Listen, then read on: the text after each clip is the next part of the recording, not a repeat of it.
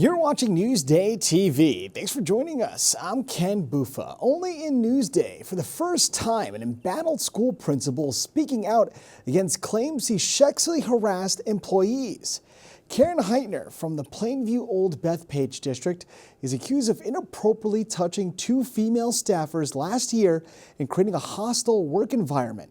Today, during a disciplinary hearing, Heitner said she pushed one of the staffers with two fingers and was just fooling around. Those staffers have filed lawsuits against Heitner and the district. She has been suspended from her job at Pasadena Elementary School. The hearing will continue next week. And flu cases have more than doubled in a week here on Long Island. The medical director from North Shore University Hospital in Manhasset thinks flu cases will climb even more. That's because of holiday gatherings. Now, at the same time, COVID and RSV infection rates are lower than they were last year. And social service are now accepting applications for home heating and assistance. State officials say the program normally opens the 1st of November, but it was delayed this year due to the government shutdown.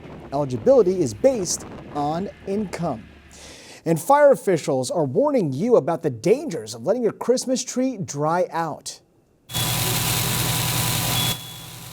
Yikes. So officials in Suffolk show just how fast a tree can burn. Their advice, make sure the tree is well watered. Place your tree 3 feet away from any heat source. That could be a fireplace, a portable heater, or any heat element. No open candles or flames should be near a tree. Never use damaged or electrical lights on your tree. Only use UL listed or lab tested lights. And 50 kids from the Westbury School District were paired with police officers to go on a holiday shopping spree at Target. The Heroes and Helpers annual event helps build community relationships. Each student was given $100 to spend.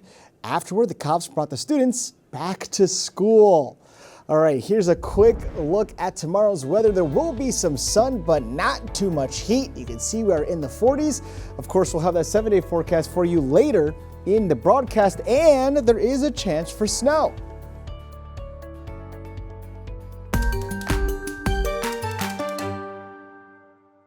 Only in Newsday, a Dix Hills man says he is building more than just a brand. He's creating a community for long-suffering New York sports fans. Ben Dixon has the story. Dix Hills native Justin Silverloss is just like many of you, a suffering New York sports fan. But he's turned it into a community. Forever Next Year, New York. I really want to create a community. I really want to create a group where these fans that have been through so much, that have been through so many letdowns can say, I have a voice. We're excited, and it's really a product that I enjoy, my friends enjoy it, and it tells us about loyalty and forever. There's plenty of components to the community that Silverlust, a Jets, Mets, and Knicks fan, is building. But none are more noticeable than the merchandise, with hats, shirts, and sweatshirts for each of New York's teams. Forever Next Year is not a clothing company, it's not a fashion statement. I'm using the merch as a tool to say, I can resonate with that. You know, we have these hoodies that in Jets colors, Forever Next Year. We have it in black as well. I know that this has been a popular color over the last couple years, the black. Launched in early September, Forever Next Year has over 1,000 followers on Instagram and posts content that highlights what the New York fan is going through. There's also a Discord group chat and planned in-person events too. We're always going to have that blind faith that maybe this could be the year. And that's really what Forever Next Year kind of means to me.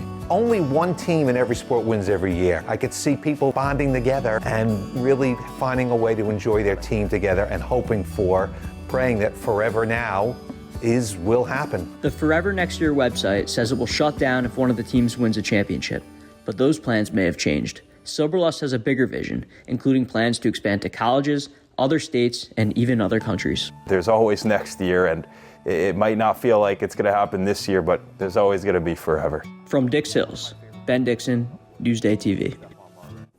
It is tough to be a New York fan. All right, to see more about this story, go to Newsday.com, click Get More, follow the Newsday TV video box. All right, it is time to highlight the jobs you do in today's LI work. So let's learn how to roll some cigars.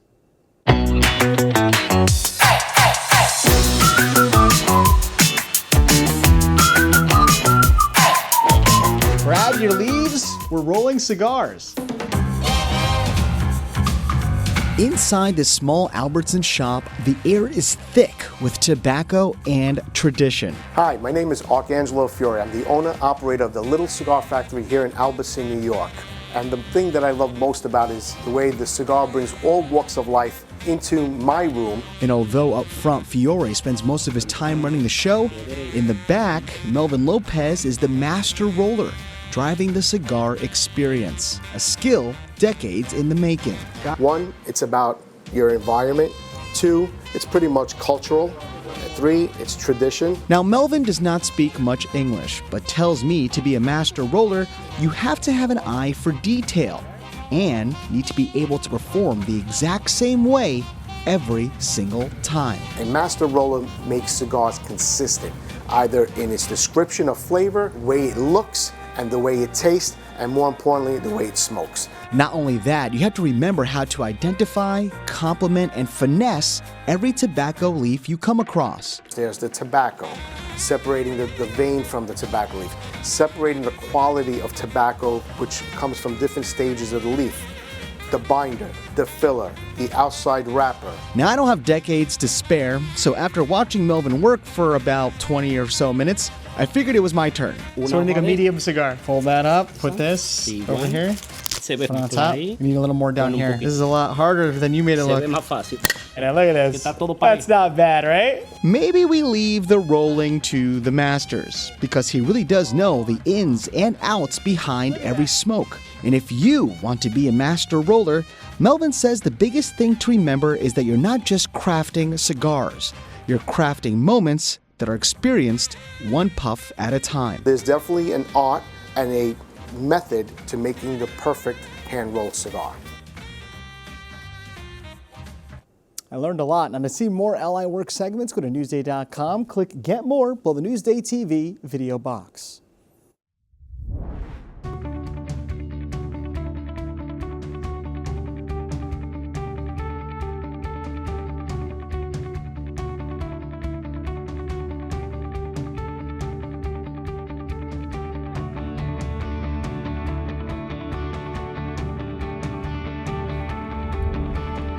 All right, let's take a closer look at your 7-day forecast. And like I said, there could be snow coming our way.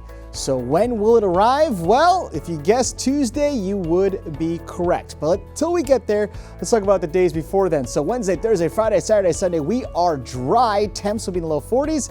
But again, we might get that snow on Tuesday, so get out the blowers, get out the shovels. It's happening, folks. Maybe. Long Island weather is brought to you by PTRC. Now, for more on the stories you've seen here today, head over to Newsday.com. Click Get More below the Newsday TV video box. I'm Ken Buffa. More news coming up.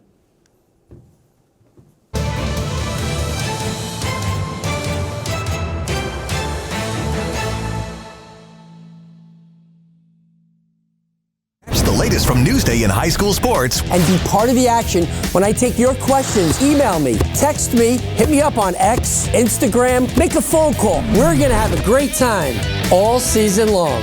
Sarah sounds off.